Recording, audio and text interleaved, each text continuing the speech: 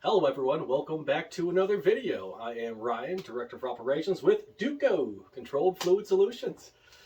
We are a very small and 100% veteran-owned company who helps you source your instrumentation, meters, valves, dual containment tanks, basically anything you could possibly need when it comes to fluid control. If you find value from this video, if you wouldn't mind hitting that like and subscribe button, I would certainly appreciate that. It also helps with the algorithms, things like that, to make it so this content becomes more readily available to other technicians in the field and people who actually find this useful, so I would certainly appreciate that. Today I'm going to show you how to properly set a diaphragm on an LMI pump. This one here I have is a C121 pump, but the process is still the same. No matter which LMI pump you're doing, this coil-driven diaphragm pump, the process of installing and setting a Liquifram diaphragm is the same across the board. The only thing that really changes is your stroke length setting, which is by this knob here. I'll kind of go over that in just a moment.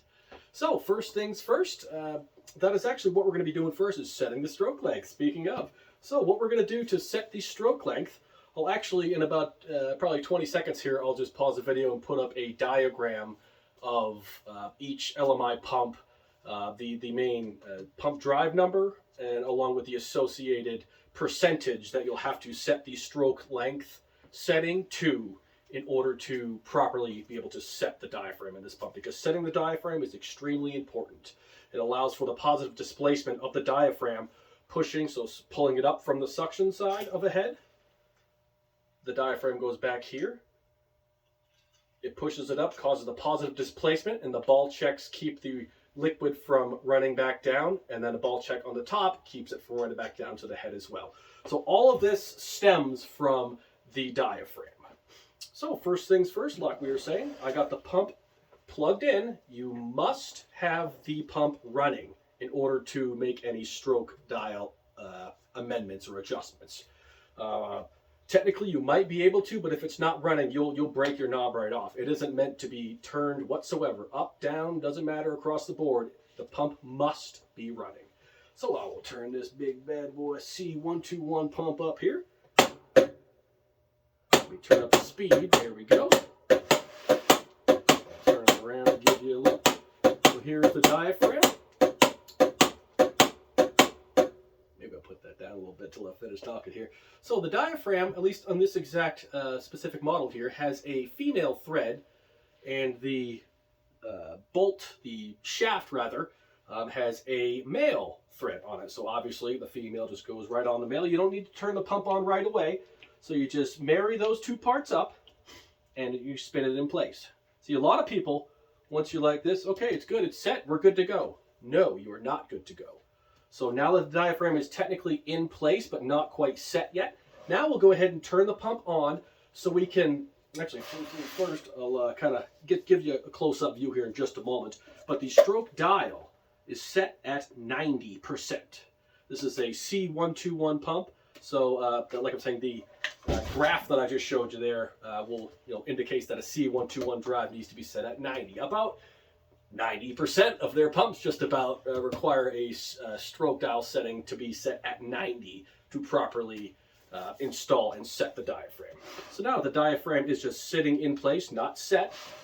My stroke knob is set at 90, and you can just turn the speed to whatever speed you feel like.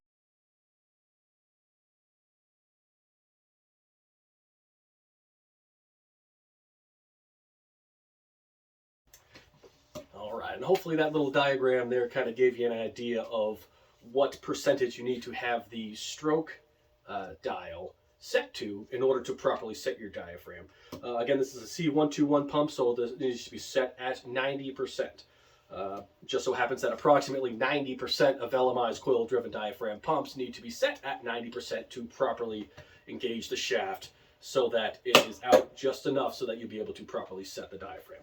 So now that I have my stroke dial set at 90, I have the diaphragm itself on the shaft, not quite all the way tightened up or set yet, but that's pretty much where we need to be at this point. So now I'm going to properly set the diaphragm. So I'll turn the speed knob on so you can actually hear it actuate, because you need it to actuate to be able to actually force it into place. Alright, so it is going right now, so it's a little easier to put it further in when it's actually actuating. Alright, so I got that in a little further. LMI says to turn it clockwise until it starts to have some type of cavity on the face of the diaphragm. But this one here, I believe, is a 31420 diaphragm, and it's a lot more rigid.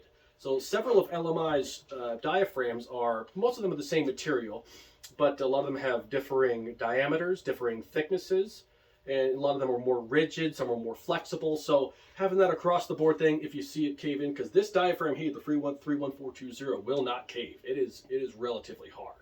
So the way that I determine if a diaphragm is set is a little ruler or a straight edge or anything else that is perfectly straight. So what we do is, I can just flip it on its side so you can kind of see here. I'll actually go ahead and pull it on out so I can give you guys a show here.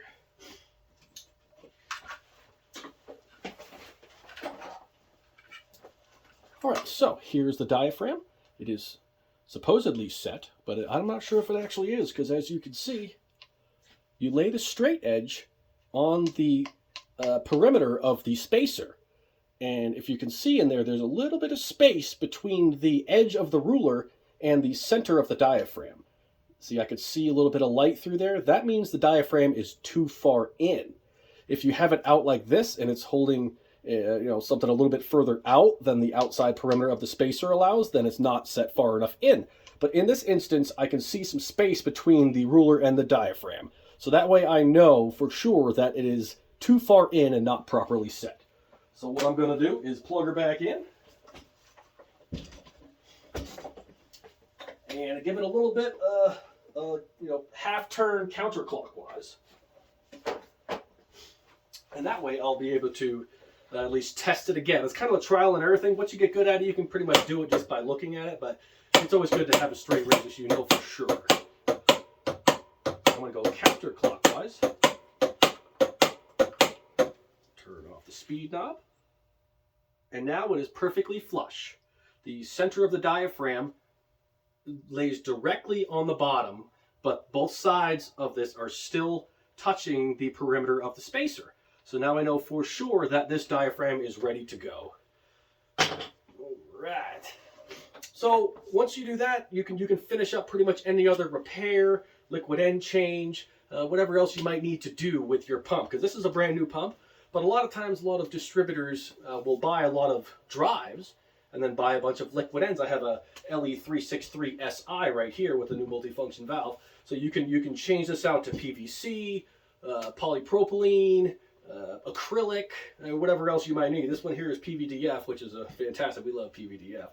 But so at this point, you know your diaphragm's set, so you can pretty much do whatever else you need to do with the pump. I will be following up this video with another one to kind of show you how to do a full liquid end change with the multifunction valve, tubing connection kits, all the way from your foot valve that's down in your tank, all the way through the process to your injection valve that goes directly into the line. All right, so that's pretty simple today, guys. So appreciate you taking the time and watching. Again, I'm Ryan with Duco. Feel free to give us a call, 303-232-6861, or reach out to us at sales@duco.com. And you can always check out our website, duco.com.